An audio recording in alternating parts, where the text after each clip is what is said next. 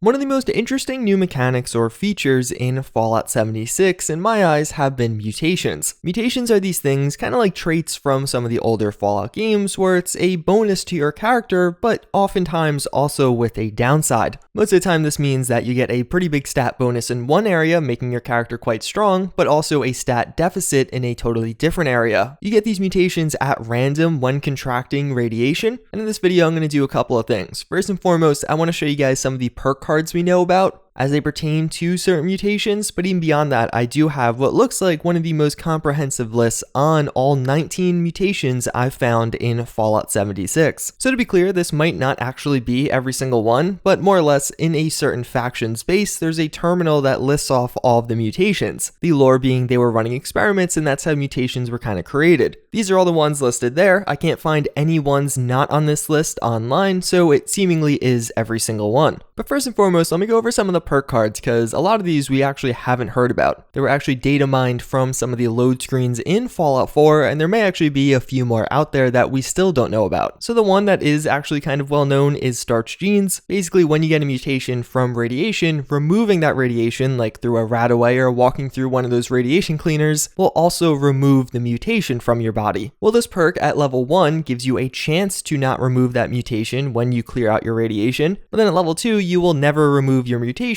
when actually removing radiation. But we also do have frayed genes, so this one actually requires a little bit of context. So the description of frayed genes is that a mutation's positive effects are vastly improved while affected by its serum. So what is a mutation serum? Well, at this same faction location, you're also able to buy mutations. More or less, you can buy a little serum that you can inject in you and you have a 100% chance of contracting that mutation. But actually beyond that, mutation serums are a little bit different than just getting them the traditional way through radiation. After using a serum, the positive effects of that mutation are going to be increased and the negative effects decreased. So the frayed genes perk again seems to only work with serums, which is quite distinctively different. Serums cost 4,800 caps, and it seems like if you get this perk card and you also buy a serum, you will permanently have extra bonuses from that given mutation, which could be very powerful. That's probably why it only works on serums, so you have this kind of barrier to entry. We also do have the strange in number perk. What this is going to do is make it so when other people in your squad, your teammates, actually have a mutation, the bonuses of your mutation are amplified. Based on what we know right now, it's not clear if this is scaling, so if multiple of your squad mates have mutations, if you'll get more bonuses than just one having a mutation. But then finally, we do have the perk class freak. This is just going to make it so the negative effects of mutations are reduced. So that's an overview of the perk cards. It seems like it's a pretty comprehensive list. A lot of these are probably going to be in luck, although we don't have confirmations of that except for starch genes.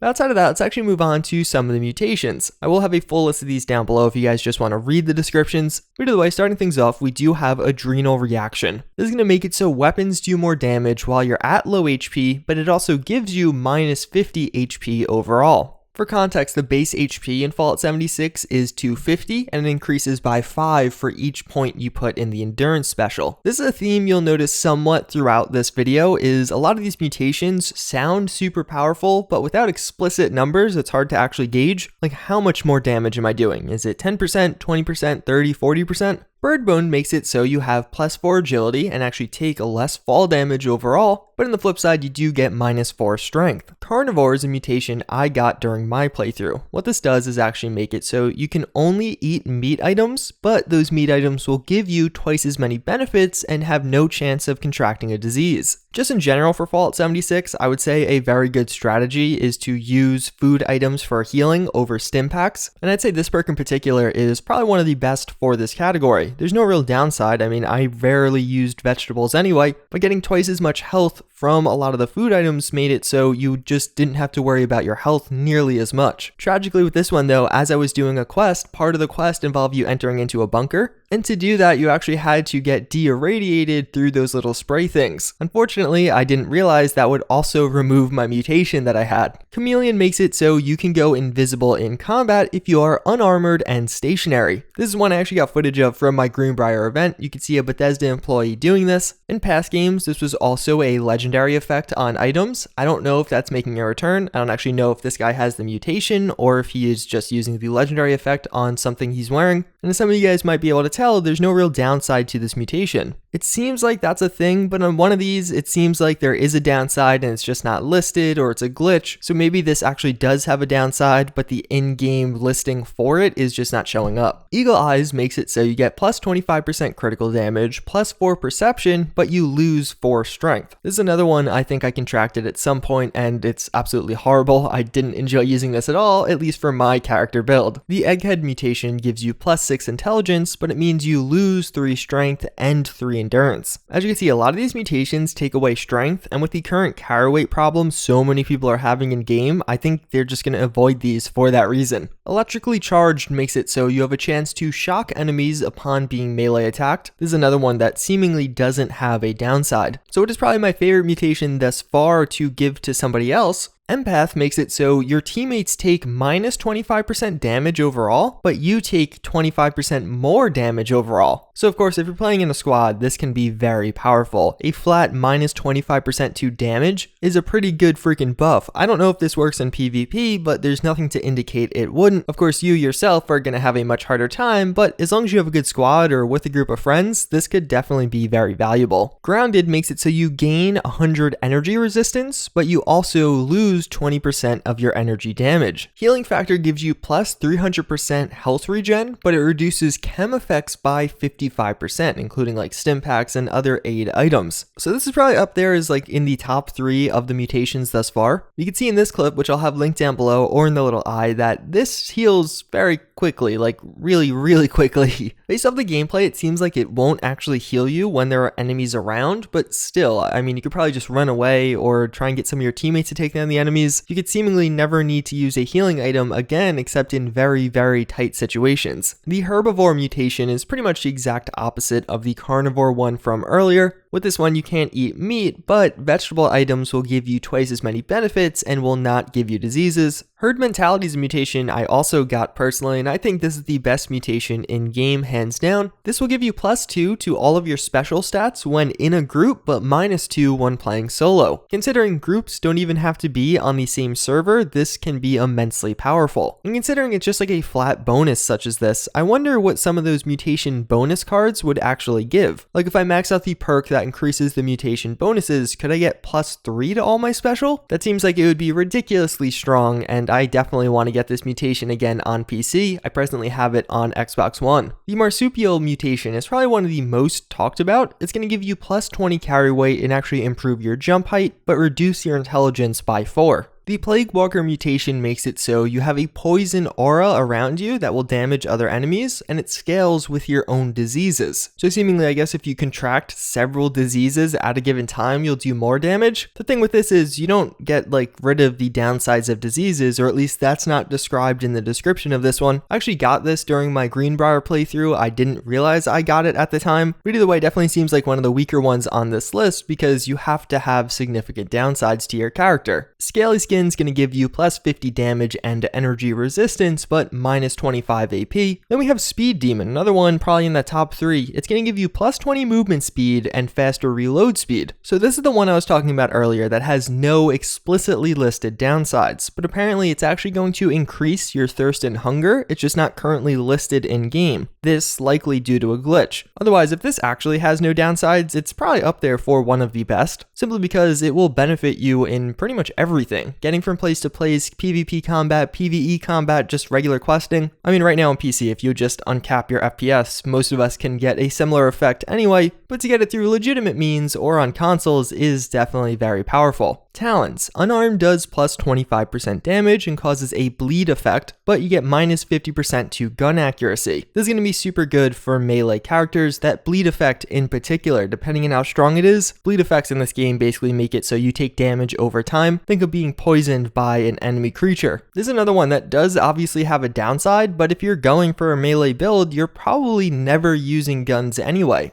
And I can imagine this with some of those perk cards could really be a powerful PvPer or PvEer. Twisted Muscles, minus 50% to weapon accuracy, but you get plus 25% to melee and limb damage. So all the same points I made for the previous one, another super strong mutation that is going to be very niche. And then finally, for the last mutation on this list, we do have Unstoppable Isotope. So this is described as a chance to irradiate enemy melee attackers. I don't know who wrote that description, but if you actually look at the gameplay that one person did upload, I also will have this link down below, this is not representative of what actually happens here. It looks like you have a mini bomb go off around your character after getting melee attacked, and it's awesome and looks very strong. Similar to the other aura mutation Plague Walker, this seemingly has no downsides. But yeah, all in all, those are the 19 mutations in Fallout 76 as of right now. I would say it's highly likely that through DLC and things like that, Bethesda adds to this. I can imagine a Santa mutation for Christmas time. Something like a carry weight bonus, but your thirst and hunger go up faster. Either way, again, I do thank you all for watching. If you guys do want to subscribe, at 350,000 subscribers, I'm going to be doing a video where I actually do a bunch of stuff from the Fallout cookbook and become Chef JuiceHead for a day. But otherwise, I thank you all for watching again. I hope you enjoyed, and I hope to see you all next time. Later.